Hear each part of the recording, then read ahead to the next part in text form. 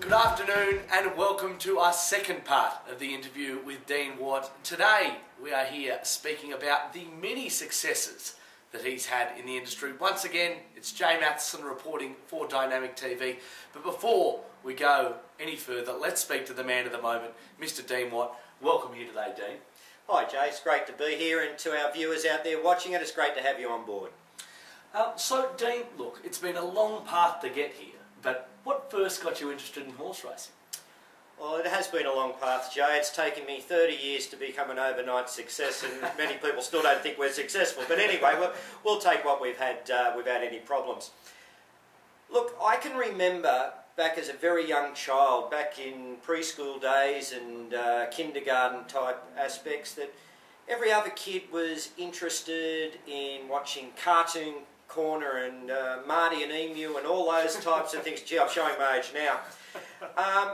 But with me, I used to love Saturdays and Sundays because we used to get good old-fashioned shows that many of my audience would remember and many wouldn't have even heard of, like Clarence the Clocker on a Saturday morning, and then on a Sunday we used to watch Punter's Post-Mortem, and it was just, from just a wee tacker, I can just remember that these shows used to keep me absolutely besotted with the thoroughbred. I couldn't get enough of the excitement of it, the horses running, the flash of the silks in the breeze and just catching that sunlight. It was just intoxicating for a young person, and I just loved it. Why? I can't tell you. I just did. And then in primary school, I went to a school which used to have its sports carnivals on Wednesday afternoons at Blick Oval at Canterbury. Well, that just happened to be overlooking Canterbury Racetrack. And I was forever getting into trouble, Jay, because all the other kids were doing what they're supposed to, sitting there in their school units, just doing their right thing, waiting for their events, not me. I was always over on the far side getting into trouble because I was always wanting to watch the horses go around. High school came along, I thought, oh, well, I'll do what most guys who enjoy racing, I want to become a bookmaker. Well, that didn't happen. And so, from that perspective, I've always had the DNA in my blood. How or why? Well, I think it actually goes back, I've been informed through family trees that my great-grandfather on my mother's side was a very large owner of racehorses in the 1920s and 30s here in Sydney. And back then they even had the pony races and things, and apparently had a very large string of horses, and that tended to die out in my family as my next couple of generations weren't that interested. But from the time I can remember, I've always been besotted by the thoroughbred. So I would say that I'm this is why I believe in genetics. I believe that the genetics have come back through me, and I certainly believe that it makes a big difference in a thoroughbred. And so who knows, but that's what I'm putting it down to anyway. Yeah, there you go. I mean, it's such a long story, and you mentioned in there how you weren't a bookie, but I suppose that's about the only thing in the industry you haven't been at some stage or another. I wasn't that clever with maths, so I stayed away with that one. Why settle on horse syndication? Well, that's a very good question too. Geez, you've done your research, well, Jay, I tell you that. Look, from my point of view, I wanted to be involved in the industry in a formal capacity. But when it came to syndication, I believed I had an opportunity to present a professional market to an area that didn't have a great deal of professionalism when I first joined it 30 years ago. And with regards to that end, what we did is we took it from just very much a handshake and a nod and a wink into very much a white-collar, professional, contractual situation where it's very heavily regulated today, and we wanted to make sure that we were the forefront in developing and continuing to develop standards and transparency issues. Why syndications? Well, I believe syndications to me offers the greatest result for job satisfaction. From the amount of work that goes into selecting a yearling in the first instance, and after having purchased that yearling, taking it right through to racetrack retirement or to on sale, whichever comes first. And it gives me that adrenaline rush that I'm seeking on behalf of my owners. I can give to an owner an opportunity of racetrack success that they're going to find very difficult to get in many other areas. Okay, well, I mean, there is, or there has been so many memories for you, I can imagine, over the years. I mean, you just need to look at your achievements to see that. But is there one, I suppose, that sticks out as a horse syndicator above the others? Well, yes. To be honest, they're all special, whether I'm winning a race at the Bong Bong Picnics and Picnic Maiden or I'm winning a Group 1 at Randwick. Every race wins appreciated and it's always special. However, I would have to say that being the first ever syndicator to take a horse, a publicly syndicated horse, and win the Golden Slipper, which we did in 2003 with Polar Success, a filly that was really a little bit nondescript when we purchased her as a yearling. She was only a $32,000 yearling, and she gave us probably the greatest highlight because we really did have a mixture of people involved in her. We had the butcher, the baker, the candlestick maker when it came to it. We were selling 10% shares at $5,950, and we had people come from all different walks of life. And that filly, after 17 starts with 4 wins and 4 placings, had won just over $2.1 million. And then we were able to on-sell her for $1.25 million, which at that time was a record price in Australia for a filly going to stud. So it was the ride of a lifetime. But I suppose that was probably the most important result for us because it was the first time ever a publicly syndicated racehorse, which didn't cost the earth, was able to go through and win the world's 2-year-old race. So I think that was pretty much a major achievement that's very high in my resume of racetrack success. Yeah, very much so. I mean, would that overall then be your favourite memory in horse racing overall as well, or is there something else that... Well, it certainly is a favoured memory, there's no doubt about it. I cried like a baby and, you know, I'm sitting there wiping the tears away as my wife's giving me a hug in the middle of the racing enclosure. But, look, every race is special, as I mentioned earlier, but there's been some other really good things.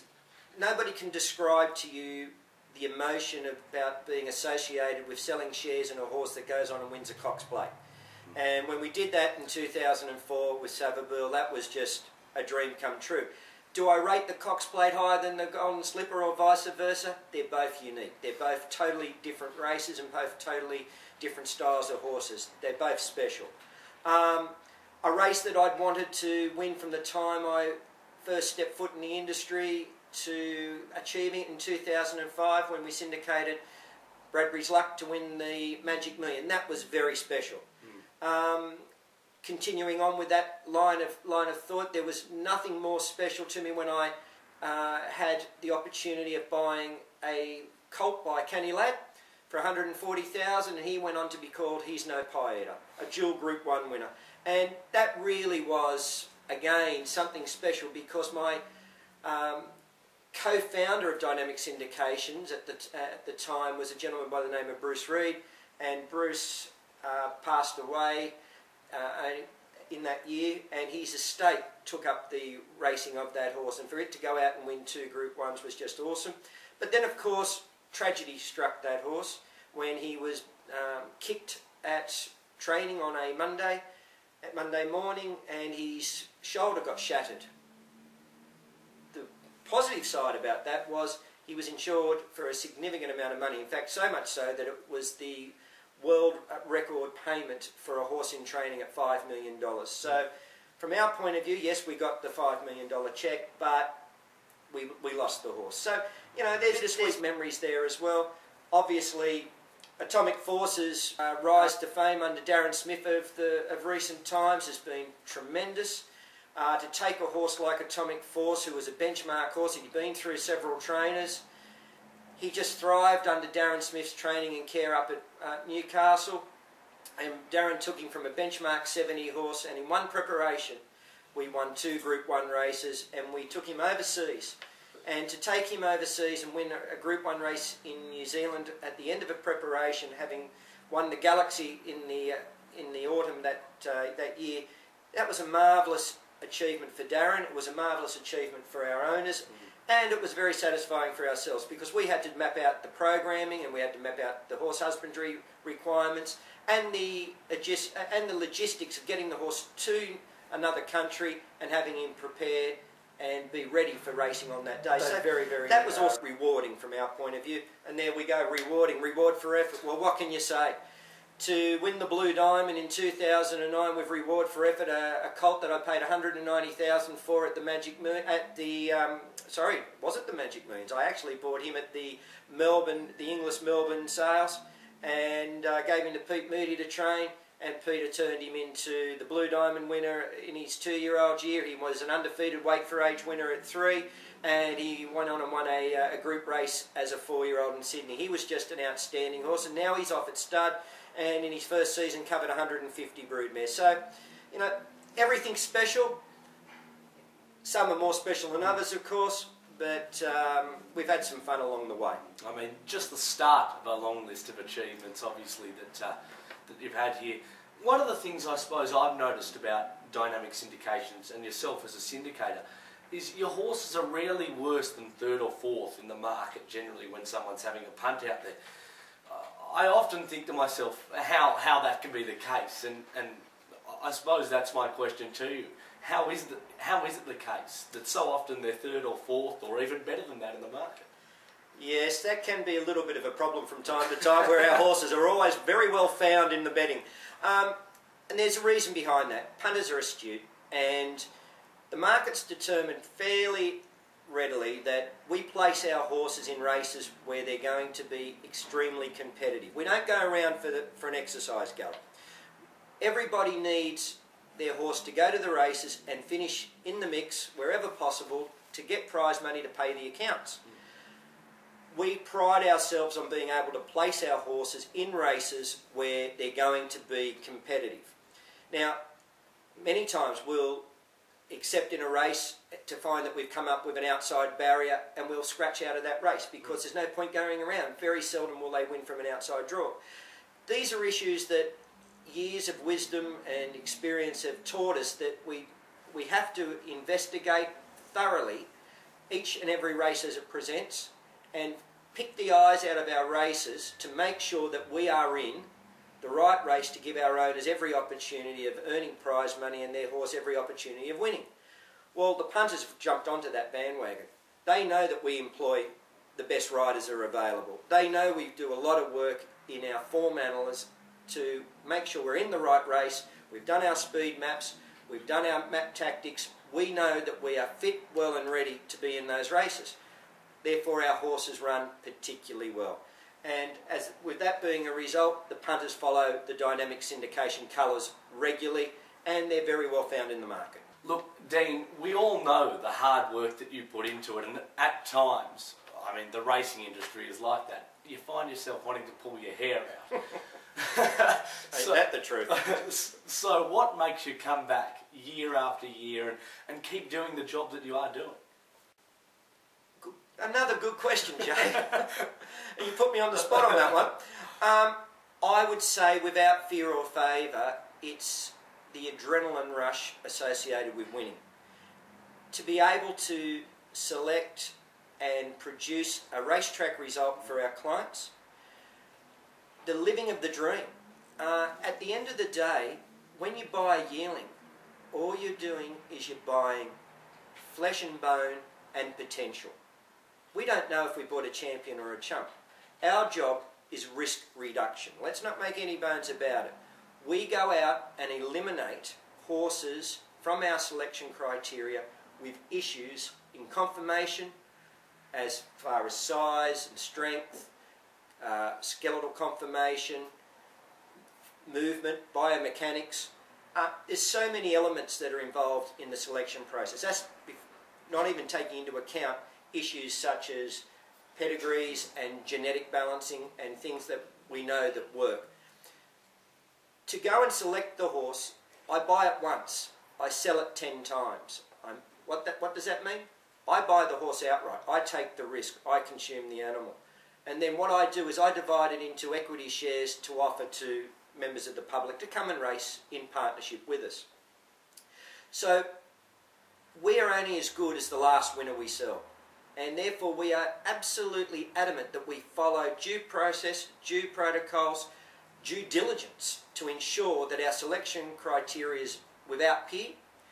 We buy the right horses and we manage those horses right through to their careers. So that is why it is so exciting and so rewarding for us as a business and on a personal level as us as individuals to take a horse from a yearling sale on behalf of a bunch of clients, a group of clients who are the co-owners of that animal, and take it through for racetrack success. And let's face it, we do have racetrack success. There is no doubt what our stats are. 82.5% of the horses that we have purchased have won races. 96% of those horses that have raced have earned prize money. Nobody comes close to that on the volume, sheer volume alone of what we process through the system. It's not a coincidence that we've had a little bit of luck along the way. It's no coincidence that our stakes results are without peer. We've won 32 black type races during this period, and we've run placings on another 50 occasions. When I add to that, we've had 10 individual Group 1 winners, and those 10 horses have won 13 Group 1 races between them. I've had 3 individual dual Group 1 winners. We've had Savabur won 2 Group 1s. He's No Pieter has won 2 Group 1s, and Atomic Force has won 2 Group 1s. And between them, those horses have amassed over that 30-year period a massive $29.2 million in prize money. Is it what makes it? Due diligence, hard work, and a lot of luck. Getting back to individual horses, we briefly spoke about Pole Success in 2003 and the slipper, and you spoke about that it didn't cost a lot originally to purchase. Tell me a little bit more about the story behind Pole Success. I'd love to, Jay, and for our viewers out there, you might find this to be an interesting story, because it just goes to show you don't have to have a fortune to be ultra successful on the racetrack. Pole Success went through the 2002 Magic Millions winter yearling sale, not their main sale, their winter sale, for $32,000. Conceptually, what happened with that foal was a very good friend of Dynamic Syndications, who's no longer with us anymore, unfortunately, was Bob Logan from Logan Livestock Insurance.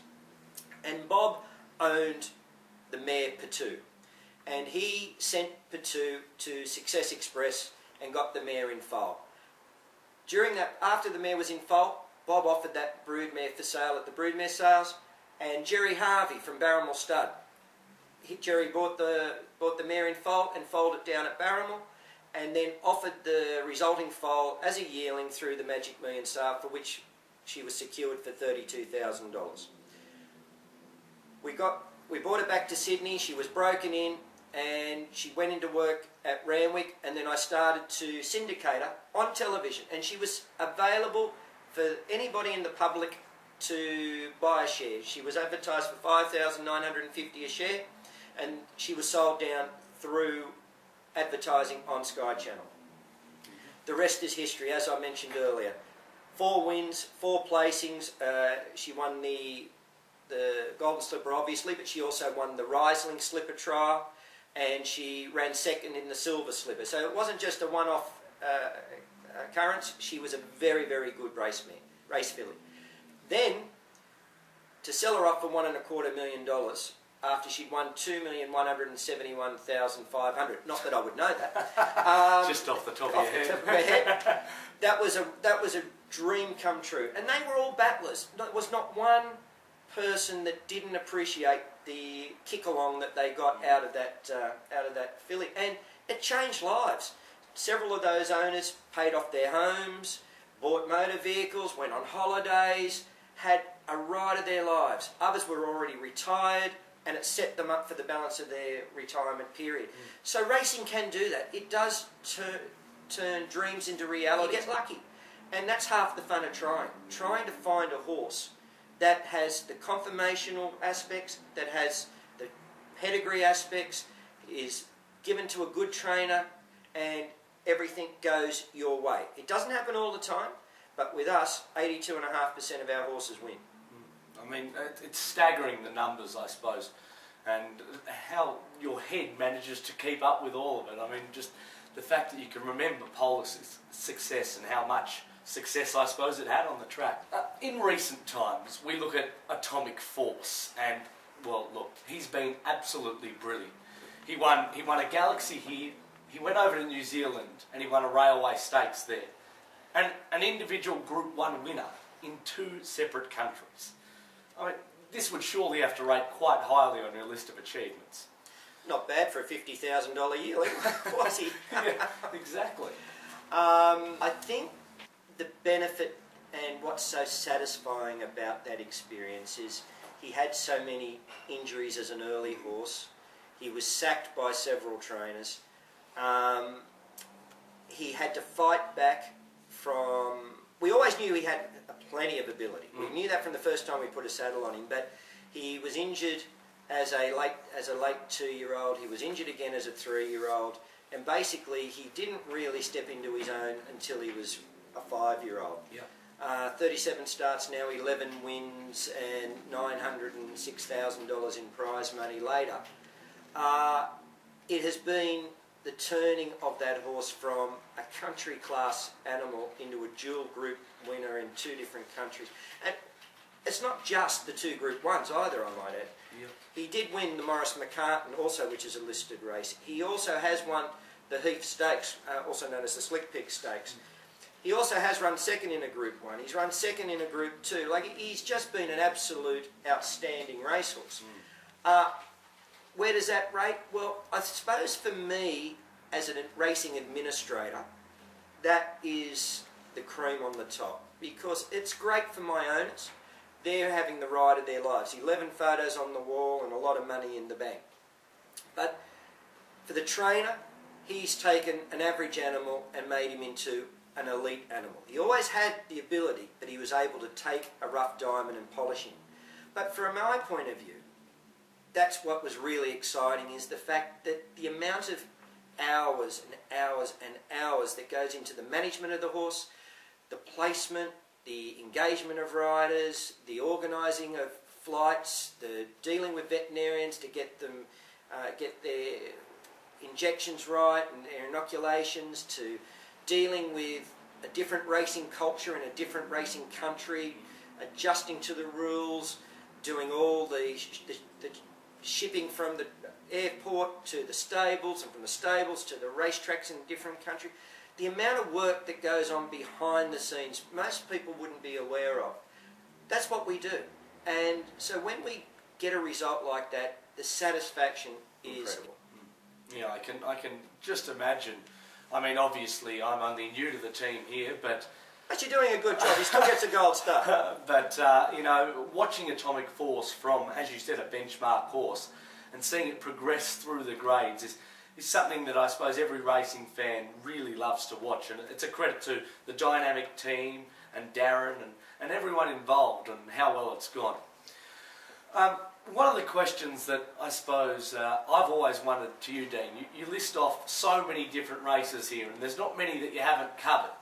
But looking to the future, is there one particular race that you'd still like to win? Is there that one that you're reaching out and haven't quite got it yet? There's plenty, there's more than one. But there is, I do harbour a dream, and I'm hoping upon hope that it comes sooner rather than later. I dream about winning a derby. Why a derby? Well, I've won an Oaks. I've won an Oaks in South Australia. I've checklist that off. That's off my bucket list. I haven't won a derby. I've gone close. I've had 2 seconds, a third and a fourth. Yeah. So it's not like for the want of trying we haven't won one, but it's eluded me. And what I'm really concentrating on now is trying to find a classics colt to go on and win that derby. And it's a burning passion inside me. I'm not interested in a Melbourne Cup. The way the Melbourne Cup has now evolved and developed, it's now really a race for imports, for international raiders to come over and take it. I can't see too many horses now in the next decade or so being bred locally and going on and winning it. The whole dream of the Melbourne Cup has really passed me by. Sure, there are plenty of owners who still harbour that dream, and if we can supply one, we will. But it's not something high on my agenda. I'm about winning the time-honoured races, the classics, the whole foundation of the thoroughbred industry has based hundreds of years upon achieving. And a derby to me is the missing link. I've won the big 2-year-old races. I've won a Golden Slipper. I've won the Blue Diamond. I've won the Magic Millions. I'd love to win them again, don't get me wrong. But from my point of view, I really want a derby. I've got the guineas. We've had 3 guineas wins. What I'm after is a derby. So the answer to your question is yes, I do have a passion. And it doesn't worry me being a VRC derby, the AJC derby, the Queensland derby, or wherever. You take all of them. I'll take them all. But the reality is a derby, a photo of a derby winner on my office wall would just be the icing on a cake on what's been a pretty nice career to date. Well, look, let's hope, I suppose, in the near future, possibly with some of the yearlings that we have on our books here at the moment, we could see that be the case. Well, I certainly have targeted in recent years the so. style of horse. I'm going a lot more for classical thoroughbreds. Having won the 2-year-old races, that's great, but I'm looking for the longevity of the horse into the classic races where the big money is. And that's what I'm trying to achieve, and that's what I invite clients to come along and race those style of horses with me. Well, Dean, thanks once again for talking to us here at Dynamic TV. It's always a pleasure and really enjoyable to learn about your list of achievements. The list, you know, being so long, we don't really have enough time in the day to talk about it, but it really has been a pleasure, so thanks for joining us here today. Jay, it's been my pleasure, and to my viewing audience, thank you for spending the time, and hopefully one day that we'll have you as part of our team. Join us next time on Dynamic TV, where we will have part 3 of the interview and talk a little bit more about what goes into the sales process and actually buying a horse when we're out at the sales. Until next time, I'm Jay Matheson. Be dynamic.